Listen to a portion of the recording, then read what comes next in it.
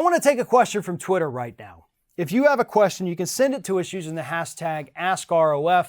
This one came in a couple days ago. It's actually directly pointed at something I have addressed in the past, which is my support for term limits for members of Congress. Here's the question. It comes from Daniel Pareja at Knob the Hobbit. It says, Ask ROF, you say you support term limits at Fair and Balanced and haven't heard a good argument against them. But what about the fact that they're inherently anti-democratic? They literally prevent voters from electing the person of their choice if that person has served too long. By that logic, using the exact same argument that you are using, presidential term limits would be deemed undemocratic. If you wanted to vote for somebody that had already served 2 full terms, you couldn't. So no, I don't buy that argument either. I appreciate you taking the time to ask it. I understand what you're trying to do here. But again, I don't find that to be a good argument. We have a government system set up in such a way that we do not have kings or queens, anyone who can wield too much power over the entire country. Checks and balances, I believe it's called.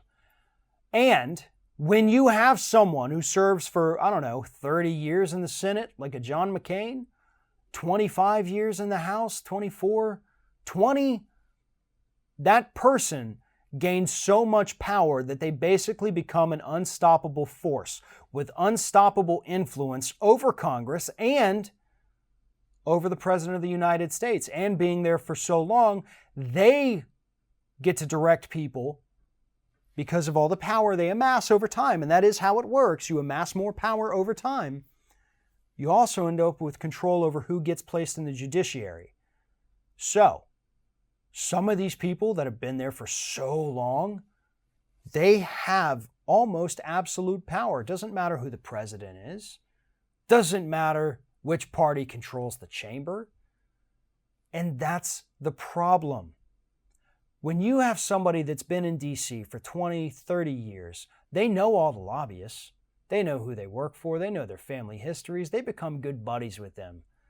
They lose track, and this is the most important part, of what's happening back home, what's happening outside that D.C. bubble, because they only make occasional trips to do some campaigning or to go on vacation.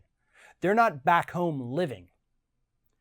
But if we were to take people, average people, and give them a shot, and it also, for the record, basically makes them unbeatable in any re-election that they come up to, right?